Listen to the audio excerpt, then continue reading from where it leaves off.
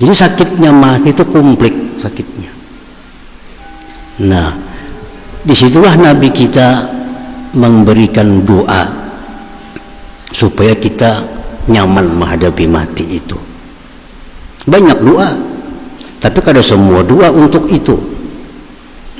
Nah, Rasulullah dalam sebuah riwayat menyebutkan beliau berdoa. Ini doa dipakai Nabi.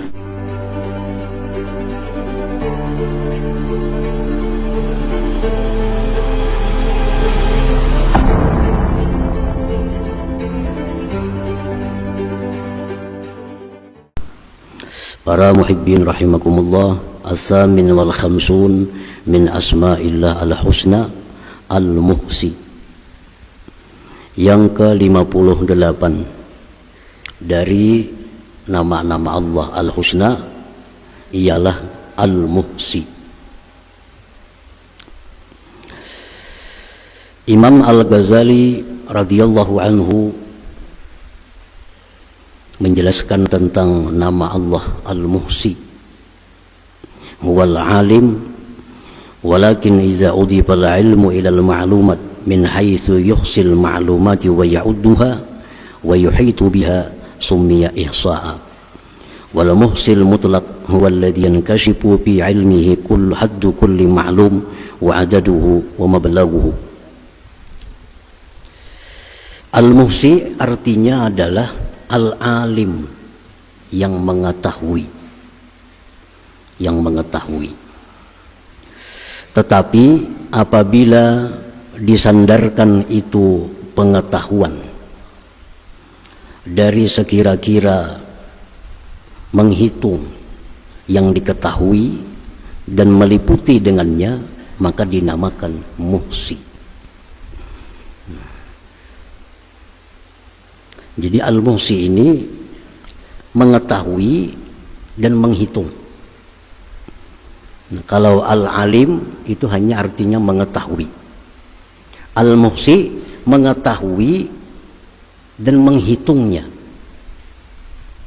dengan hitungan yang pas, kada kurang kada lebih dari apa yang diketahuinya itu.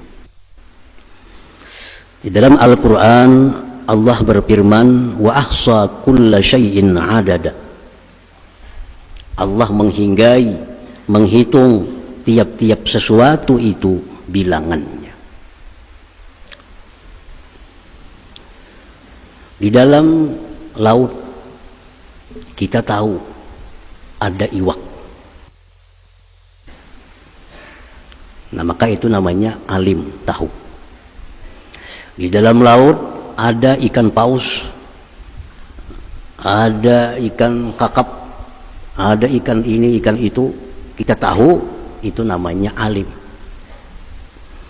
Tetapi kalau tahu dengan jumlahnya, di dalam laut ikan paus jumlahnya 1.100.000 ekor, ikan kakap dalam laut itu jumlahnya sekian-sekian ekor.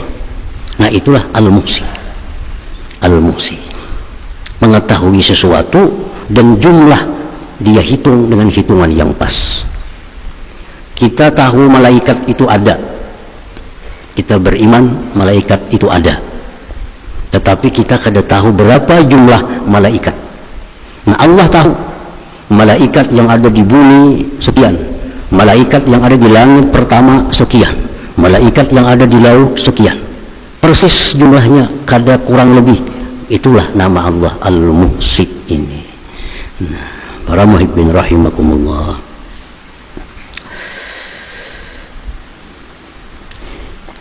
yuhsi kulla syai' adada, dia menghitung tiap-tiap sesuatu bilangannya. Wa yuhsi amal al-ibad, dan dia menghitung amal perbuatan hamba-hambanya. Nah, Allah mengetahui dan menghitungnya berapa amal baik dari kita, berapa amal sunat yang kita kerjakan, berapa amal wajib yang kita kerjakan, berapa amal haram kita kerjakan, berapa amal yang makruh kita kerjakan, berapa amal yang mubah dikerjakan. Itu semua Allah mengetahui, kada kurang kada lebih. Nah, para muhibbin rahimakumullah, Jadi tidak ada amal kita ini berapa jumlahnya, tidak ada, melainkan diketahui, dihitung oleh Allah Subhanahu wa taala dengan hitungan yang pas, tahdida.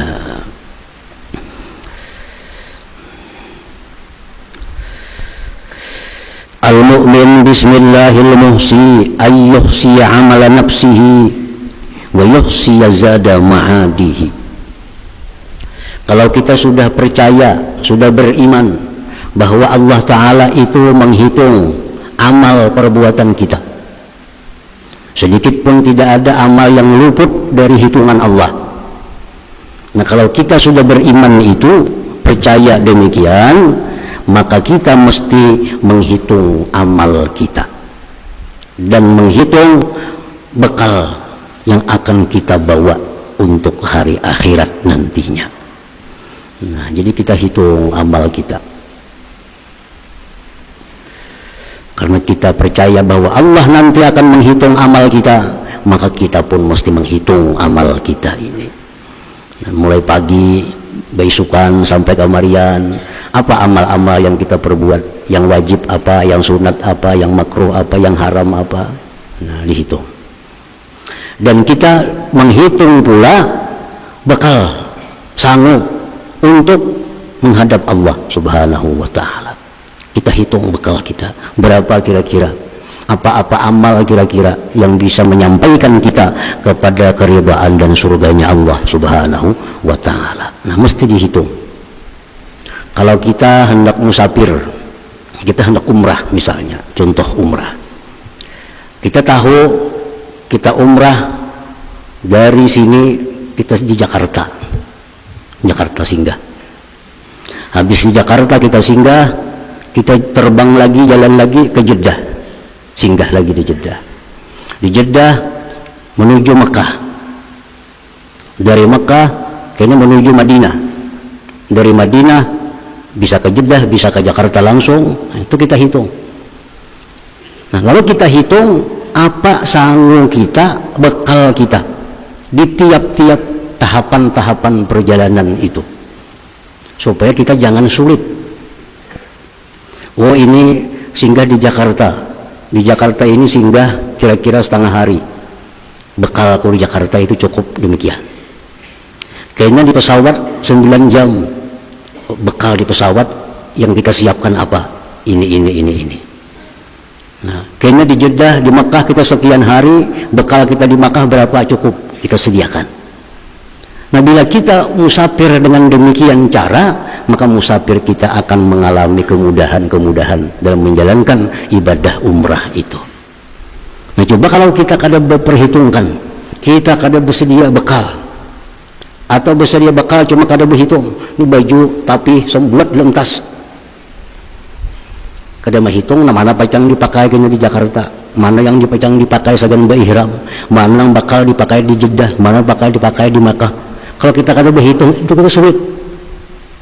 Walaupun kita membawa bekal, tapi kalau kita kada menghitung bekal ini diperlukan di sini, bekal itu diperlukan di situ, itu harus menghitung supaya perjalanan kita dalam mencapai umrah ini menjadi umrah yang bagus, yang diterima oleh Allah Subhanahu wa taala. Nah, para muhibbin rahimakumullah, demikian pula perjalanan kita menuju surga. Kalau kita kada berhitung, kada bakal sampai. Kalaupun sampai, menemui kesusahan-kesusahan kalau kita kada menghitung bekal. Berapa tempat yang kita singgahi dulu hanya sampai ke surga tuh? Satu yang bakal kita singgahi sebelum ke surga itu sakaratul maut, kematian. Kalau kita kada mati, kada bakal ke surga. Bila mati ini kita persiapannya kada bagus, kada bakal sampai ke surga. Sakaratul maut merupakan sesuatu yang pasti dilalui oleh setiap manusia yang ingin ke surga. Nah, kita hitung, kalau aku kena sakaratul maut, apa bekal yang aku siapkan di masa sakaratul maut itu? Apa kira-kira bekal kita sagan sakaratul maut? Nah, walaupun kita punya bekal banyak, cuma kalau persiapannya kada bujur, itu kesusahan kita, kesulitan. isi duit banyak, cuma anaknya dalam tas di bawah bagasi, kan kalau ambil kita. Di pesawat tuh pesawat duit sering banyak kan, dibuat dalam kupur di bagasi. Datang pegawai pesawat menawari barang apa lawan kita, kawan nukar kita, kada kawan duitnya di bagasi banyak kayak besango. Kenapa andaknya kada pas? Nah bekal akhirat pun demikian. Yang diajarkan oleh Allah dan Rasul, ada amalia-amalia khusus yang disiapkan untuk tempat-tempat itu. Pertama yang kita mesti lalui itu adalah sakaratul maut. Nah kayak apa cara supaya sakaratul maut ini husnul khatimah? Karena bila ini kada husnul khatimah, kada bakal sampai ke surga. Kalaupun sampai ke bisa macam-macam yang dilalui, susah payah. Nah, jadi kita hitung sejak dini sanggup untuk sakaratul maut supaya husnul khatimah. Bagaimana Rasulullah Sallallahu Alaihi Wasallam mengajarkan kepada kita?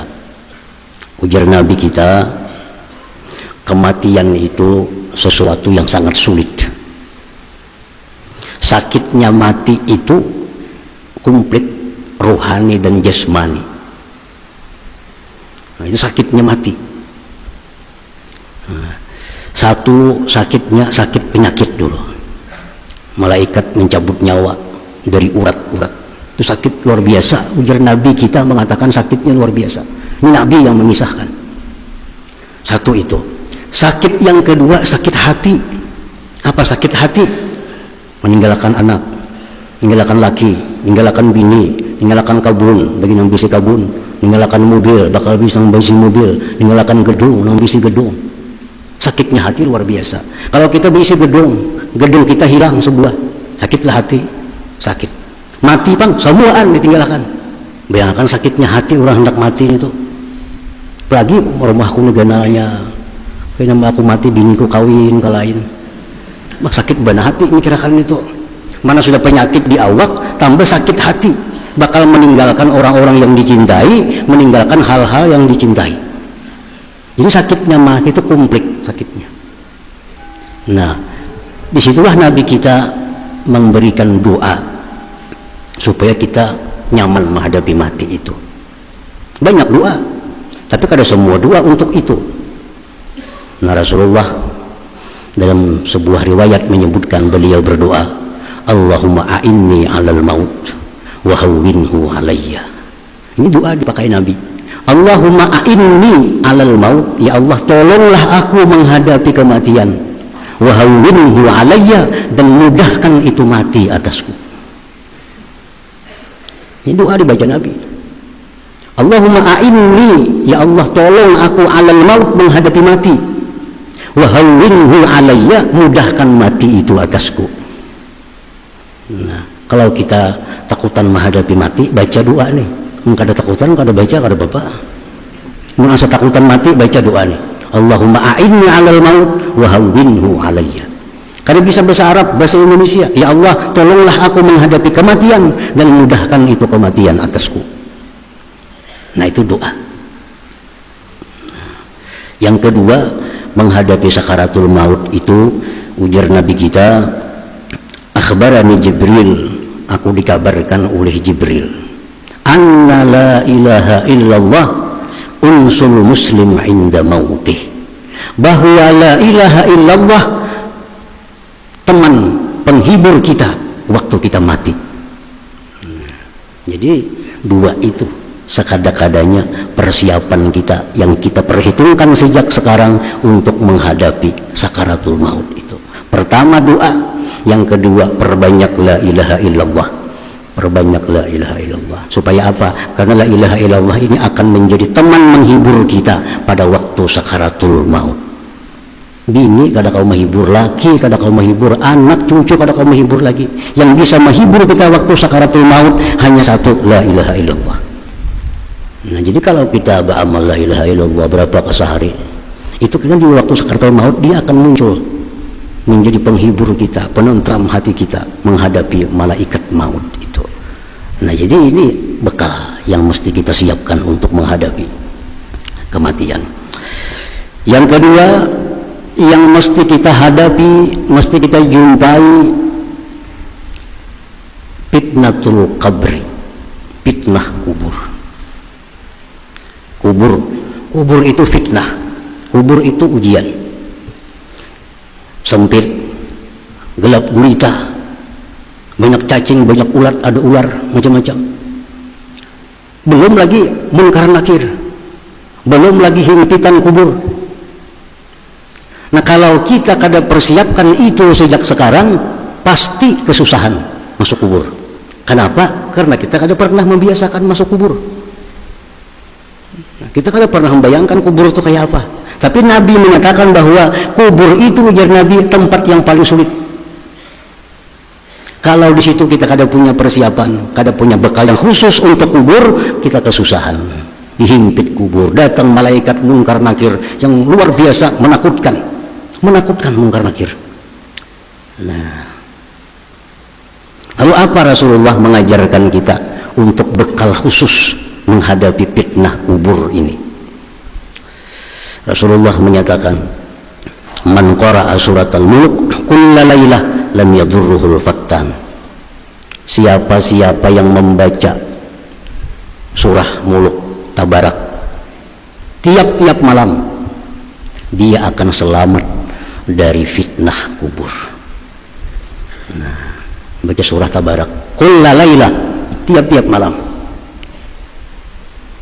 baca itu, maka kubur kita akan luas, kubur akan terang, munkar nakir akan bisa kita jawab, himpitan kubur akan dicegah oleh surah muluk itu. Jadi orang-orang bahari mengamalkan tabarak itu persiapan untuk alam kubur, persiapan alam kubur. Yang mana surah-surah lain di Al-Quran fungsinya tidak demikian. Surah Waqiah bagus tapi kada untuk kubur, surah Yasin bagus tapi kada untuk khusus kubur. Yang untuk kubur ini surah muluk, tabarakalladzi biyadihil muluk. Itu tiap-tiap malam kita siapkan juga bekal itu. Nah, yang kedua, Nabi mengatakan, menganjurkan untuk menghadapi kubur itu doa berlindung dengan Allah. Allahumma inni a'udzubika min azabil qabri wa min azabin nar wa min fitnatil mahya wal mamat wa min fitnatil masihid dajjal. Doa di tasyahud akhir biasa. Nah, itu doa supaya kita selamat dari azab kubur. Karena kubur pasti kita lalui, pasti kita masuki. Kalau kada ada persiapan, kita akan susah. Kemudian yang ketiga yang kita akan hadapi, al-muqsu fil qabri. Kita di kubur itu diam. Berapa lawas kita diam di kubur? Ila yaumil qiyamah, sampai hari kiamat. Bisa ribuan tahun kita di kubur. Nah, ribuan tahun di kubur kalau kada ada bekal, kita bisa membayangkan. Jangankan 1000 tahun kita kada ada bekal, seminggu aja kita kada ada bekal. Nah, ini dalam kubur sekian tahun kita, apa sanggup kita? Itu mesti diihsa, mesti dihitung. Kalau kita beriman dengan nama Allah Al-Muhsi, sembahyang kada kawal lagi di kubur, puasa kada kawal lagi di kubur, amaliyah kita di kubur putus. Nah, Rasulullah mengajarkan, idza mata ibnu adam in qata amaluhu illa min salas. Jangan bila mati manusia putus sudah amal, kada bisa berbuat apa-apa lagi. Kita dalam kubur membaca la ilaha illallah, kada jadi pahala lagi. Dalam kubur membaca salawat, kada jadi pahala lagi. Karena bukan zamannya taklif di kubur, itu bukan zamannya kita dibebani untuk sesuatu. Nah, jadi dalam kubur itu putus sudah amal, kada bisa apa-apa kecuali 3 hal.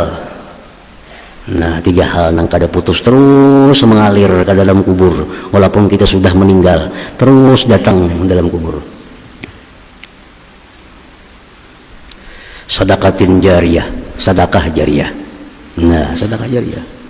Kita bisa dia sudah ada berwakaf semitir segi 4 tanah, 4 nukar orang bulah masjid. 4 dibangun masjid.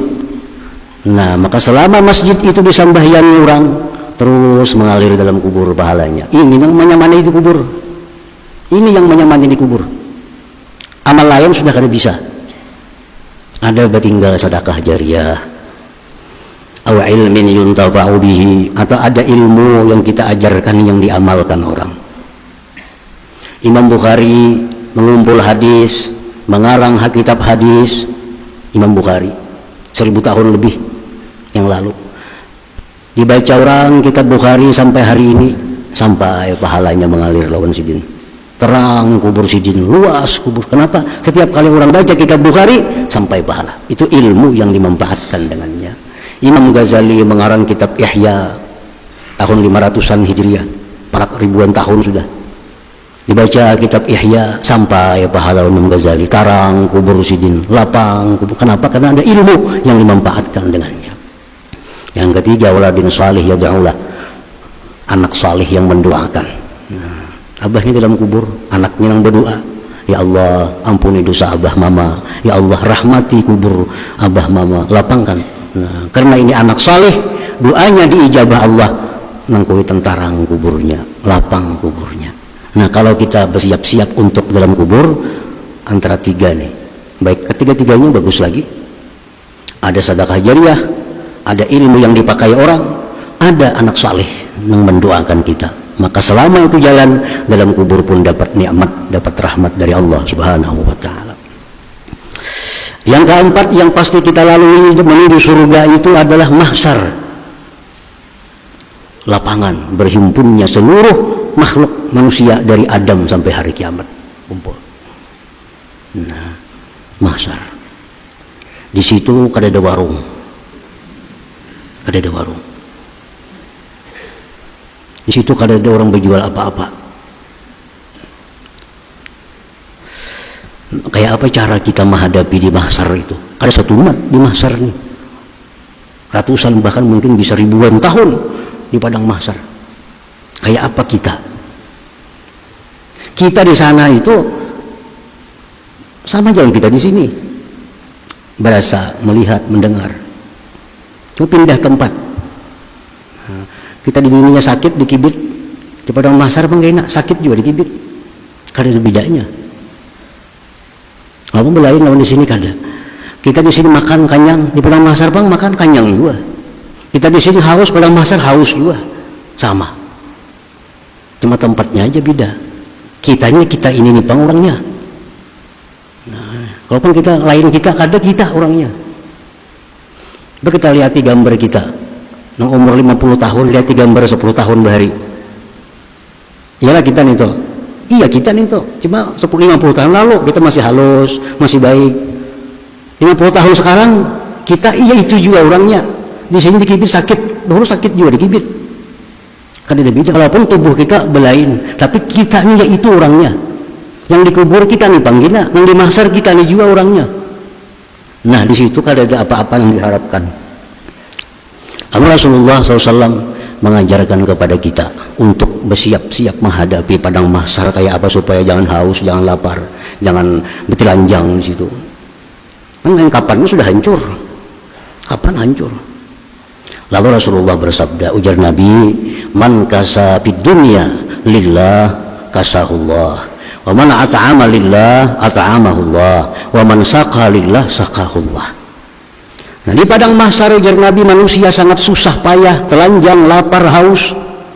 Siapa dalam dunia suka memberi pakaian, nah, dalam dunia suka berbagi baju, dalam dunia suka.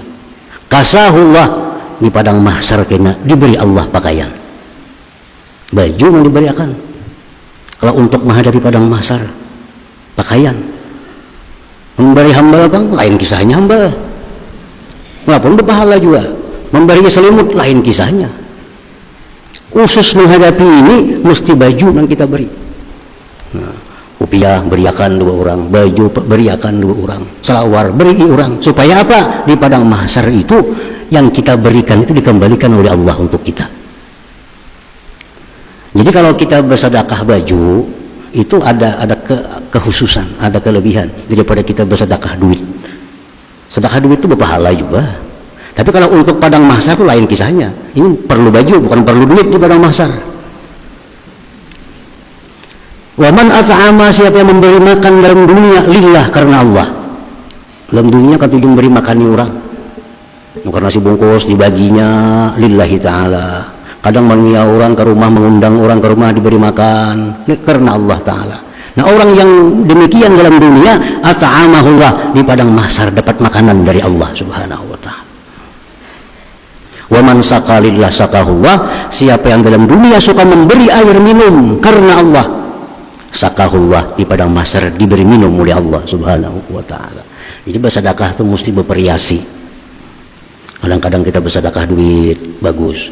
Ini waktu lain bersedekah baju, bersedekah nasi, bersedekah apalagi air minum, karena fungsinya lain-lain, kegunaan lain-lain. Orang yang kada biasa bersedekah baju, sedekah duit saja, di padang mahsyar telanjangnya, telanjang. Kenapa? Dalam hidup pada pernah bersedekah baju. Karena hadisnya mengatakan, man kasa, siapa yang memberi pakaian lillah karena Allah, kasahullah, Allah beri pakaian dia. Pada hari raya sedekah baju, dipilih-pilih waktunya. Nah, itu untuk menghadapi padang mahsyar. Kemudian yang kelima yang pasti kita lalui sebelum masuk surga, al-hisab, dihitung. Berapa diberi umur? 60 tahun. Dihitung. Berapa berbuat baik, berapa berbuat dosa, berapa nikmat yang diterima, kemana aja membelanjakan, kemana aja dihitung oleh Allah. Nah, kalau kita kadang menghitung di dunia ini, kita bakal kesulitan di situ. Kalau kita sudah menghitung duit 1 juta di kabat, hitung 1 juta di kabat, kayaknya pas orang hitung ya orang, sudah berkabat 1 juta, 2 juta. Mau bisa bako bisi kita hitung ya orang. Nah, menghitung kayak apa? Mungkin berhitung dulu. Dalam dunia aja susah kita, apalagi di akhirat. Kalau kita kadang menghitung dalam dunia. Sayyidina Umar bin Khattab radhiyallahu anhu berkata, hasibu anfusakum qabla an tuhasabu wa zinu anfusakum qabla an tuzanu fa innahu ahwanu alaikum bil hisab qada. Ujar Sayyidina Umar, hitunglah diri kamu dulu di dunia, karena itu mempermudah nanti di akhirat. Mudah. Kalau sudah kita biasa menghitung, mulai besokan tadi sampai kemayan gitu amal. Yang baik alhamdulillah, yang kada baik astagfirullah wa atubu ilallah. Dihitung. Kayaknya subuh kita hitung pulang, mulai maghrib sampai subuh. Sembahyang maghrib, baca Quran, ini itu alhamdulillah. Oh, tadi aja berbuat dosa di sini astagfirullah wa atubu. Kita hitung dahulu. Karena di padang mahsyar kita kada sulit lagi karena sudah berhitung dahulu. Ditambah lagi doa yang diajarkan Rasulullah SAW, Allahumma hasibni hisaban yasira. Nabi dalam sembahyang berdoa, Allahumma hasibni hisaban yasira. Ya Allah, hisablah aku di akhirat hisab yang mudah. Aisyah mendengar, wahai Rasulullah, pian berdoa apa tadi? Ya Nabi, supaya hisab itu mudah kita di akhirat. Nah, kada disulitkan oleh Allah. Hisab secara umum aja, kada hisab nang detail kada. Hisab secara global nyaman lah kas. Kalau dulu dihitung kebijian, dihitungi susah payah kita. Nah, itu untuk menghadapi hisab yang mudah. Yang keenam yang kita mesti lalui, al-mizan, timbangan. Habis dihisab, ditimbang amal. Nah, ditimbang. Wa amma man saqulat mawazinuhu fahuwa fi syatir radiyah, orang yang timbangan kebaikannya menang, dia selamat. Wa amma man khaffat mawazinuhu fa ummuhu hawiyah, orang timbangan amalnya kebaikannya ringan, dia akan celaka. Nah, lalu kita disuruh mencari amal, apa amal yang paling berat untuk timbangan kebaikan ini. Amal ibadah taat kada kehitungan banyaknya. Wirid zikir, macam-macam zikir, macam-macam amalan, wirid ratib itu ini. Kalau kita baca semuaan, kada mayu waktu, kada mayu umur. Buku amalan lain kandalnya nah. Baik sebenarnya hari kada mayu waktu. Nah, lalu kita disuruh memilih. Nabi juga melajari mana yang paling perlu diamalkan, mana yang paling perlu diutamakan. Karena semua kan kada mampu manusia. Nah, Rasulullah SAW bersabda, "Ma min syai'in yudha'u fil mizan asqala min husnil khuluq." Jar Nabi, tidak ada satu amalan yang paling memberatkan timbangan amal kebaikan melainkan husnul khuluq, baik budi pekerti. Nah, ini membantu kita. Nah, Abu Hurairah bertanya kepada Rasulullah, wa ma husnul khuluq, apa garang baik budi pekerti itu wahai Rasulullah? Ujar Nabi, tasilu man kata'ab, engkau menghubungi orang yang selama ini memutuskan hubungan dengan engkau. Wa ta'fu amman zalamak, engkau maafkan orang yang menzalim engkau. Kita memaafkan orang yang menzalim kita, orang pernah menampilin kita, atau orang pernah mengambil harta kita, kita maafkan. Ini pahalanya nih jauh lebih besar daripada sembahyang sunat semalaman suntuk, mulai isya sampai subuh. Ini pesahabatna orang bayang, pahalanya berpahala.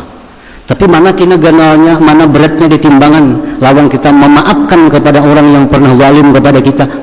Ganal itu, besar itu pahalanya. Nah.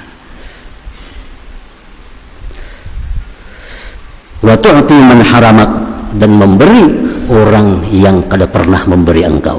Itu ganal pahalanya, membantu untuk timbangan amal kebaikan. Ini mentempe di warung ada suami hari minum kita. Padahal ini orang sugih. Tembay makan di warung pada pernah membiarkan kita makan. Jadi kalau kita masuk baik akhlak, orangnya seumur ini bayari aku makan nih, hari ininya aku bayari akan. Cuma berapa makan bayari. Padahal dia kada pernah berbuat baik lawan kita. Nah tapi kita bayari makannya, itu namanya wa tu'ti man haramak. Nah pahalanya itu sembahyang 1000 rakaat masih tinggi sebungkus nasi dibayari orang yang kada pernah memberi kita makan itu.